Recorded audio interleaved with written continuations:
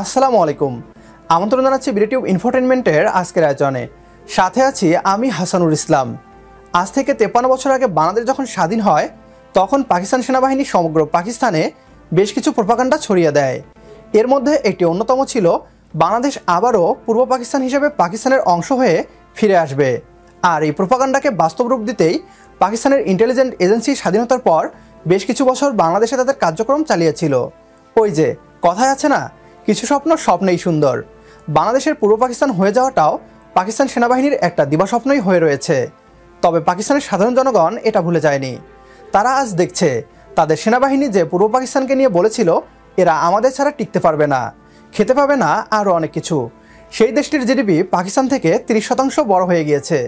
একজন পাকিস্তানি সাংবাদিক আলোচনা করছে কিভাবে একটা দেশের মানুষ যারা খেতে পারত না তাদের জিডিপি আজ পাকিস্তানের থেকেও বেশি হয়ে গিয়েছে।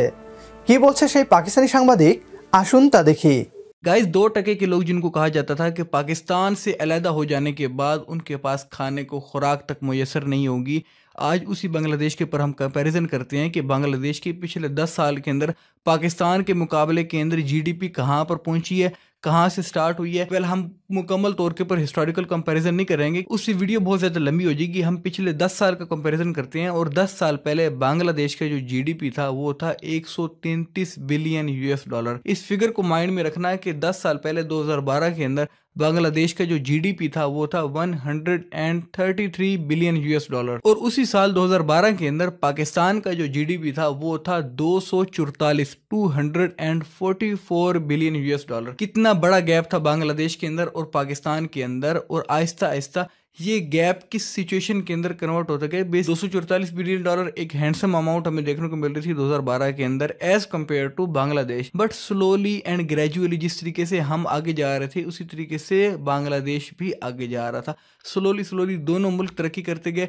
बांग्लादेश का एक की पॉइंट था कि उन्होंने अपनी मैन्युफैक्चरिंग इंडस्ट्री को काफ़ी ज़्यादा अच्छे तरीके से ऊपर लेकर जाना है। मैन्युफैक्चरिंग इंडस्ट्री के अंदर सबसे ज़्यादा ज़रूरी चीज़ होती है पावर सेक्टर की, कि हमने अपनी बिजली को सस्ते से सस्ता करना है और उससे अपने मैन्युफैक्चरिंग जो इंडस्ट्रियलिस्ट्स हैं, जितने भी फैक्ट्री ओनर्स हैं, उनको हमने बेनिफिट प्रोवाइड करना है। ये थी बांग्लादेश की स्ट्रेटजी। और यहीं पर ही इससे बिल्कुल ऑपोजिट स्ट्रेटजी थी हमारे पाकिस्तान की।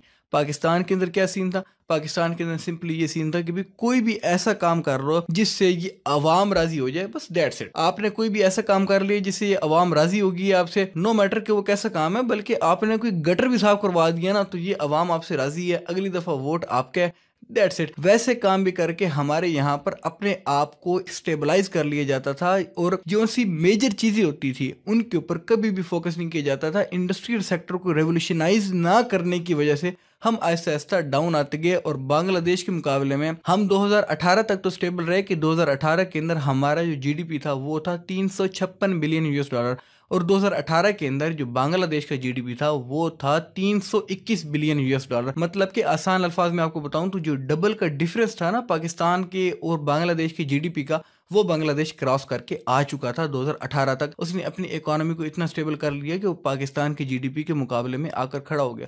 और याद रखिएगा पाकिस्तान के पास इंफ्रास्ट्रक्चर डेवलप्ड था, बांग्लादेश ने अपना इंफ्रास्ट्रक्चर मुकम्मल तौर के ऊपर डेवलप किया है।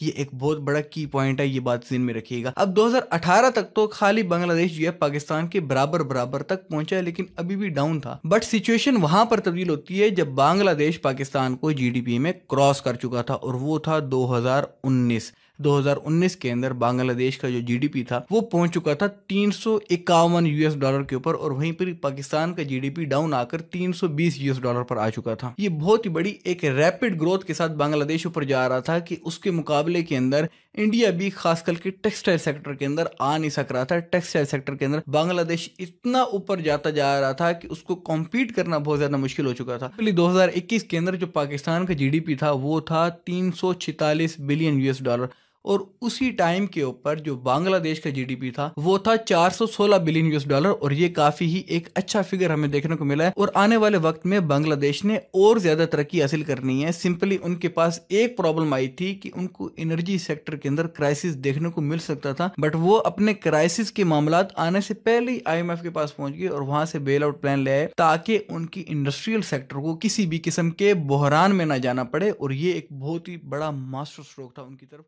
পাকিস্তানের সিনিয়র সাংবাদিকরা বলছে বাংলাদেশের আইএমএফের কাছে ঋণ নেওয়ার বিষয়টি শেখ হাসিনা সরকারের একটা মাস্টার স্ট্রোক ডিসিশন, অথচ বাংলাদেশের কিছু মহাপণ্ডিত এটিকে প্রচার করছে বাংলাদেশ পাকিস্তান ও শ্রীলঙ্কা হয়ে যাবে।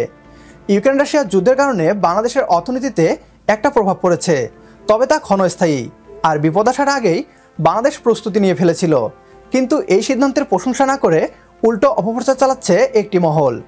পাকিস্তানের সাংবাদিকরা বলছে ভবিষ্যতে বাংলাদেশের জিডিপি আরও বৃদ্ধি পাবে, আর আমাদের দেশের তথাকথিত কিছু দেশপ্রেমিক যারা বিদেশে বসে বলছে বাংলাদেশ শ্রীলঙ্কা ও পাকিস্তানের মতো দেউলিয়া হয়ে যাবে। এদের উদ্দেশ্য যে কী এবং কেন বলছে তা হয়তো নতুন করে বলতে হবে না। এ নিয়ে আপনার গুরুত্বপূর্ণ মতামত কমেন্ট বক্সে জানিয়ে দিন আমাদের। সেই সাথে আগামী 10 বছর পর বাংলাদেশের জিডিপি আপনি কত ডলারে দেখতে চান সেটা জানাতেও ভুলবেন না। পরবর্তী ভিডিও দেখার আমন্ত্রণ জানিয়ে বিদায় নিচ্ছি আজ। আল্লাহ হাফেজ।